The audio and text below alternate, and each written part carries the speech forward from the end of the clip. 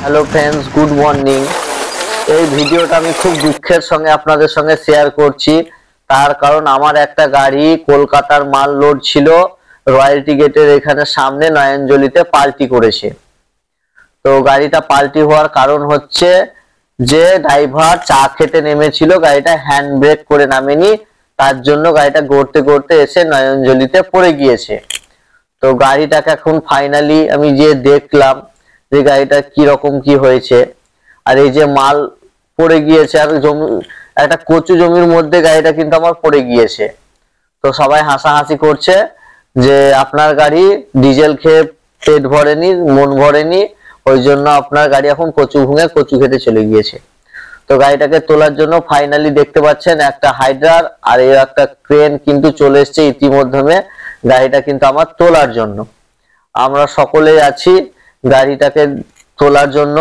তো আমি গাড়িটাকে তোলার আগে একটা কাজ করেছি, সেটা হচ্ছে যে বডির মধ্যে মাল আর যেটুকু বাকি ছিল, মাল তো আমার পড়ে গিয়েছে, যেটুকু মাল বাকি ছিল সেটুকু মালকে তোলার চেষ্টা করে মানে গাড়ি থেকে বের করে দিয়েছি, যাতে গাড়িটা তুলতে কোনো প্রবলেম যাতে না হয়।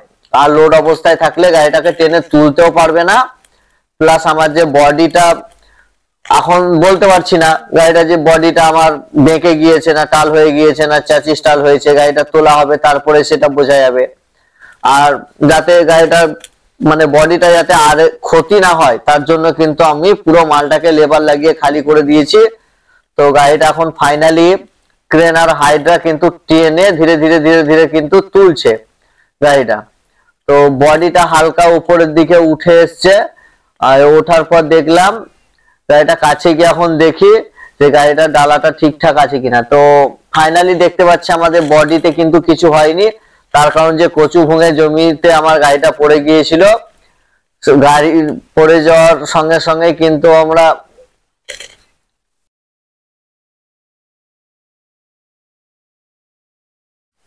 গাড়িটা হালকা একটু ওঠানোর পর গাড়ির কাছে গিয়ে দেখলাম যে গাড়িটার বডিটা ঠিকঠাক আছে আর ব্যাক ডালাটা হালকা টাল হয়ে গিয়েছে। তো গাড়ি যখন লোড গাড়ি পাল্টি হয়েছে, আপনার গাড়ির তো কিছু ক্ষতি হবে, অবশ্যই হবে। তো এখন ক্রেনে করে আগের দিকটা হালকা করে দেখতে পাচ্ছেন টেনে ধরে নিয়ে আছে, আর ওইদিকে পেছু দিকে হাইড্রাতে কিন্তু গাড়িটাকে পেছু দিকে টেনে কিন্তু তোলার চেষ্টা করবে। তো ফাইনালি এখন আমাদের ক্রেনের আর হাইড্রার যে হেল্পার ভাই আছে তারা কিন্তু পেছু দিকে দেখতে পাচ্ছেন, তারা কিন্তু বডির সঙ্গে ওই যে হাইড্রাটা মানে কানেক্ট করবে বা বাঁধবে, তার জন্য তারা কিন্তু তাদের যে দড়ি বা তার বলা হয় সেটা কিন্তু তাদের সঙ্গে লাগাচ্ছে। তো দেখতে পাচ্ছেন হাইড্রার অংশ পেছু দিকে লাগাচ্ছে, পেছু দিকে টেনে গাড়িটা তুলবে।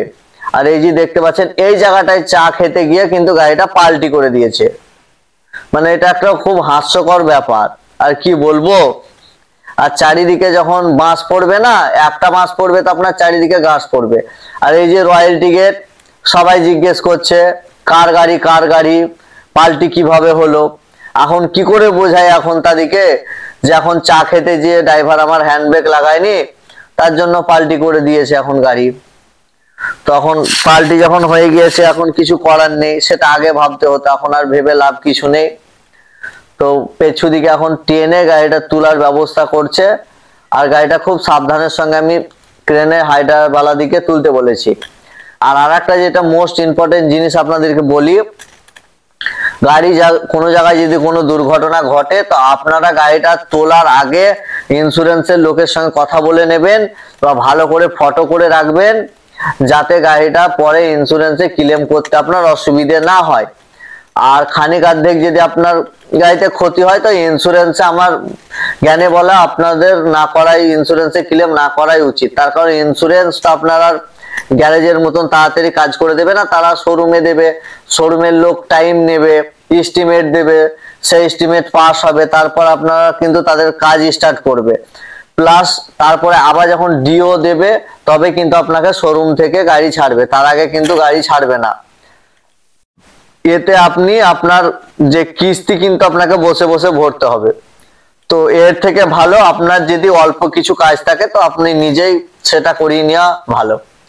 তো দেখতে পাচ্ছ হাইড্রাতে করে কিন্তু পেছু দিকে চেড়ে গাড়িটাকে টেনে তোলার চেষ্টা করছে। তো আপনারা একটা জিনিস লক্ষ্য করবেন যে হাইড্রাতে যখন আমার পেছু দিকে গাড়িটা চাড়ার চেষ্টা করছে, ও নিজেই কিন্তু উপর দিকে উঠে যাচ্ছে। এই যে দেখুন, উপর দিকে কিন্তু উঠে যাচ্ছে আর নামছে, উপর দিকে উঠে যাচ্ছে আর নামছে। তার কারণ আমার গাড়ির থেকে হাইড্রার ওয়েটটা অল্প, মানে কম আছে। আমার গাড়ির যা ওজন আছে তার থেকে আপনার হাইড্রার ওয়েটটা কম আছে, তার জন্য বারবার হাইড্রার পেছু অংশটা কিন্তু উপর দিকে উঠে যাচ্ছে। কারণ সামনে ভারী বেশ পড়ছে, সে আর ভারটা সামলাতে পারছে না, তার জন্য উপর দিকে কিন্তু উঠে যাচ্ছে। তখন গাড়িটাকে হাইড্রাটাকে আমরা বললাম যে পেছু দিকে লাগাও, পেছু দিকে টানো, আপনি সোজাসুজি এদিকে টানার চেষ্টা করেন, তাহলে গাড়িটা কিন্তু অল্পর মধ্যে হয়ে যাবে। তখন হাইড্রাতে গাড়িটাকে এখন টেনে নিয়ে ধরে আছে, প্লাস ক্রেনে ধরে আছে গাড়িটা। আর আমি এই যে গাড়ির কাছে যাচ্ছি, ক্রেনে দেখুন ধরে নিয়ে আছে, যাতে গাড়িটা মানে কি যে অংশটা উপরের দিকে উঠে এসছে আবার যেন নিচের দিকে না পড়ে যায়। তো এদিকে মানে বুঝে আর পারলাম না, আমি নিজে ভিডিও ক্যামেরা করতে করতে আমি কিন্তু ভিডিওটা অন্যজনকে করতে গিয়ে আমি কিন্তু ওখান থেকে চলে গেলাম। আর এই যে মিস্ত্রিকে আমি কিন্তু বলছি যে গাড়িটা পেছু দিকে টানার ব্যবস্থা করো, গলায় গামছা দিয়ে এই যে আমি যাচ্ছি, তাকে বলছি এই পেছু দিকে টানো, এই পেছু দিকে টানো, গাড়িটা পেছু দিকে টানলে কিন্তু সহজেই গাড়িটা উঠে যাবে। তো ফাইনালি আমার কথা শুনে কিন্তু তারা কিন্তু পেছু দিকে টানার জন্য কিন্তু তারা কিন্তু ক্রেনের যে বা হাইড্রার যে দড়ি বলা হয় বা তার বলা হয় সেটা কিন্তু লাগাচ্ছে। আর আর আমার এই যে লোক এদিক সেদিক করে ঘুরে বেড়াচ্ছে, এদের তো কোনো ইয়েই নেই, গাড়ি পাল্টি হয়ে গিয়েছে, যত টেনশন এখন মালিকের, যত ক্ষয়ক্ষতি হয়েছে মালিকের। তো ফাইনালি তারা দুজন মিলে এখন পেছু দিকে টানার চেষ্টা করছে গাড়িটাকে তোলার জন্য। তো ক্রেনে একদিকে লাগিয়েছি, হাইড্রার একদিকে লাগিয়েছি, তো দুজন মিলে টানছে। আমার বডিটা উপরের দিকে তো চলে এসছে, কিন্তু আমার ইঞ্জিনটা কিন্তু নিচেই থেকে গিয়েছে। আর এই যে মোটরসাইকেল ভাই দিকে অনুরোধ করছি তোমরা এদিকে পার হইও না, তার কারণ আমরা তো এক প্রবলেমের মধ্যে পড়ে আছি। তো আবার যদি একটা প্রবলেম ক্রিয়েট হয়ে যায়, সেটাকে আমাদের প্রবলেম সলভ এই মোমেন্ট আর করতে পারবো না। তার কারণ এতে গাড়িটাতে পাল্টি হয়ে আমার অনেক টাকার ক্ষতি হয়ে গিয়েছে। যার মাল লোড ছিল তাকে তো মালের টাকা দিতে হবে, যার কচু ভুঙে পড়েছে তাকে কচুর দাম দিতে হবে। মানে এবার ঝাড়ের মাছ ঘাড়ে এসে চারিদিক থেকে পড়ে এসছে। আমি থাকতে না পেরে নিজেই গাড়ির এই যে দেখতে পাচ্ছেন কাছে দাঁড়িয়ে তাদেরকে বোঝাচ্ছি এই দিক থেকে টানো, এই দিক থেকে টানো, আর ট্রেনে আমার 14 গোষ্ঠী উদ্ধার করে গাড়িটা তুলে আমাকে বাঁচাও। তার কারণ এই গাড়ি যদি কোনো জায়গায় একটা প্রবলেমে পড়ে থাকে, কোনো অফিসে বসেও আপনি শান্তি পাবেন না, কোনো জায়গাতে বসে বা কোনো জায়গাতে আপনি শান্তি পাবেন না যতক্ষণ গাড়িটা আপনি ওয়ান রোড না করবেন। এই যে আমার মিস্ত্রি বলছে এইদিকে টানো, এইদিকে টানো, কিন্তু ওরা কি আর শোনে? ওরা তো ওদের তালে চলছে এখন। এই যে তারা কিন্তু প্রচন্ড এখন প্রেসার লেগে কিন্তু জোরে জোরে গাড়িটাকে টানার চেষ্টা করছে। আর এই যে তাদেরকে আমরা সিগন্যাল দিচ্ছি, মানে আমরা এখন গাড়ি খালাসি হয়ে গিয়েছি, কি আর করব, কিছু করার নেই। তো ধীরে ধীরে টানতে টানতে টানতে টানতে আর হালকা কিছুটা জমির মধ্যে অংশটা, ইঞ্জিন অংশটা ছিল, সেটাও কিন্তু রোডের মধ্যে উঠে যাচ্ছে। আর গাড়ির মধ্যে কিন্তু আমার ড্রাইভার চেপে আছে, গাড়ির স্টিয়ারিং কিন্তু সোজা করছে, প্লাস আমার কিন্তু ব্রেক লাইনটাও খোলা আছে। এর গাড়ির মধ্যে কিন্তু ব্রেক হবে না খুব, কারণ ব্রেকের অংশটা খুলতে হয়েছে এ কারণে, হাওয়া লাইনটা। তখন গাড়িটা যখন টানবে তখন চাকাটা কিন্তু ঘুরবে না। আপনারা তো জানেন এখনকার গাড়ি পুরো হাওয়া লাইনের উপর চলে, তো হাওয়া পড়ে গেলে কিন্তু ভ্যাকাম জাম হয়ে যাবে, ব্রেক জাম হয়ে যাবে, গাড়ি কিন্তু চাকা কিন্তু ঘুরবে না। তো ফাইনালি গাইজ আমার গাড়ি কিন্তু রোডের মধ্যে এবার উঠে গিয়েছে, উঠে গিয়েও কিন্তু হালকা আবার নিচের দিকে নেমে যাচ্ছে। তো ও জায়গাটা ডাউন আছে সেই জন্য। তো আমি ড্রাইভারকে বললাম, খালাসিকে বললাম যে পাল দেওয়ার ব্যবস্থা করো। আর ক্রেনটাকে বললাম যে তুমি পেছু দিকে যাও, পেছু দিকে গিয়ে গাড়িটাকে আমার টানো। তার কারণ হাইড্রার কিন্তু দম শেষ, সে কিন্তু নিঃশ্বাস ত্যাগ করে দিয়েছে, নিঃশ্বাস ত্যাগ করে দিয়েছে। তার মানে হচ্ছে যে হাইড্রাতে যে ছিকনি ছিল হাওয়া লাইনের, সে হাওয়া লাইনটা ছিকনিটা কিন্তু তার খারাপ হয়ে গিয়েছে, হাওয়া কিন্তু পড়ে যাচ্ছে।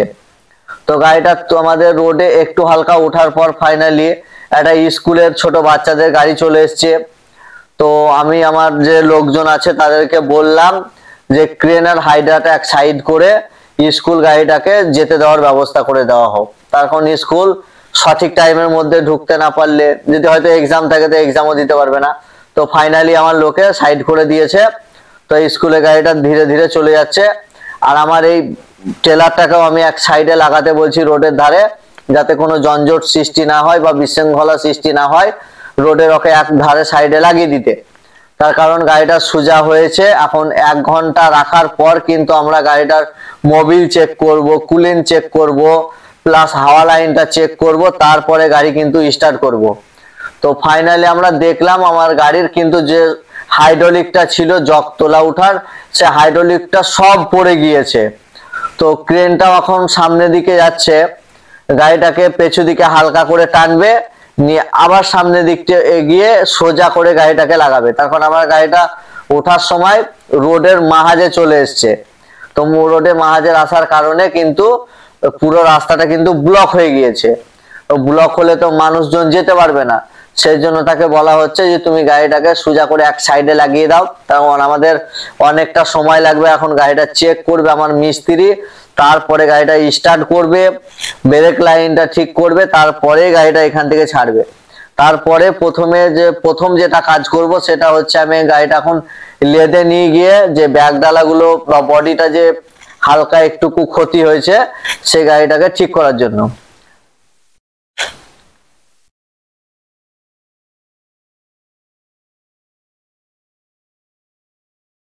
যে তোমরা এই ড্রাইভার গুলোকে এত বোঝাই যে তোমরা যখন গাড়ি লাগাবে কোনো জায়গাতে ভালোভাবে এক সাইড করে এক সাইডে লাগাবে, যাতে গাড়ির কোনো দুর্ঘটনা না ঘটে। আর এদিকে নিয়ে সংসার করা আমার বড় দায় হয়ে গিয়েছে। এদিকে আর একটা ভুলের পর একটা ভুলের মাসুল দিতে দিতে আমি শেষ হয়ে যাচ্ছি আজকে। এদিকে বুঝে আর পারছি না তোমাদের একটা ভুলের জন্য আমাদের কত বড় সমস্যার সম্মুখীন হতে হয়। কারণ গাড়ি জিনিসে যদি ভুল হয় সে ভুলের ক্ষমতা নেই। সামান্য একটু চা খেতে গিয়েছে, সেই চা খাওয়ার জন্য আজকে আমার কত টাকার ক্ষতি হয়ে গেল, পুরো গাড়ি পাল্টি হয়ে গেল। অনেক ঝোড় ঝামেলার মধ্যে এই সারা সারা দিন পার হওয়া। গাড়িটা তুলে এখন আমাকে গাড়িটা চেক করতে দেখতে হবে যে গাড়িটা কি কি প্রবলেম। এরা ড্রাইভার নয়, এরা হচ্ছে ভক্সেল ড্রাইভার। এই ভক্সেল ড্রাইভার না হলে কি আর এমনি হয়? ভক্সেল ড্রাইভারের থেকে অধীনা। আর আর খালাসিও লয় তো, ভয়ঙ্কর খালাসি। গাড়ি যে এই প্রবলেম হয়ে গেছে, তো খালাসির এখনো কোনো খোঁজ নাই, কোনো ভয় নেই, কিছু নেই। সে বিন্দাস খাচ্ছে দাচ্ছে, এদিক সেদিক করে ঘুরে বেড়াচ্ছে। তাকে যে একটা সিগারেট আনতে বলবো তাকেও এখন ডেকে পাওয়া যাচ্ছে না, বাবু এখন কোথায় আছে জানি না খো। আর ড্রাইভার সাহেব এখন কোন দিকে এখন যাবে কোনো ঠিক নেই। এখন লেদে লাগিয়ে দিয়ে গাড়িটা এখন আমি এখন বসে বসে এখন মাথা থাবড়াই, এ কি আর করব, করার কিছু নাই। এদের নিয়ে আর পারছি না। আর এই গাড়ি তো চালিয়ে কিছু বাঁচেই না, তার উপরে এত কিছু যদি দুর্ঘটনা ঘটে তাহলে গাড়ি চালাবো কিভাবে, মেনটেনেন্স করব কিভাবে? হ্যাঁ, গাড়ি চালালাম, গাড়ি চালিয়ে যদি ইনকাম থাকে, কোনো কোনো কিছু হলো তো সেখান থেকে ইনকাম থাকলো তো ভরে দিলাম, সেটা ঠিক আছে। কিন্তু এই গাড়ি চালিয়ে তো আমার তো কিছু বাঁচছেই না। তো আমি কিভাবে কিস্তি কোথা থেকে ভরবো সেই কথা ভাবছি। আর আর যা পরিস্থিতি দেখছি, আর গাড়ির কিস্তি এখন জমি বিচে ভরতে হবে, তাছাড়া উপায় নাই। বোর গহনা বন্ধক দিয়েও ভরতে হবে।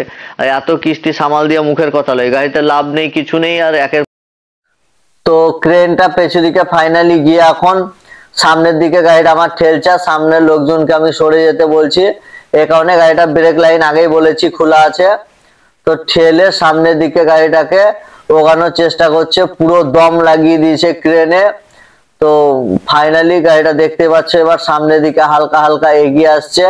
রোডের এক সাইডে লাগাবো, লাগিয়ে মিস্ত্রি প্রথমে চেক করাবো, তারপর গাড়িটা স্টার্ট করে তারপর লোডে পাঠাবো বা লেদে পাঠাবো, কাজ কমপ্লিট করাবো, তারপরে গাড়ি আমি লোডে পাঠাবো।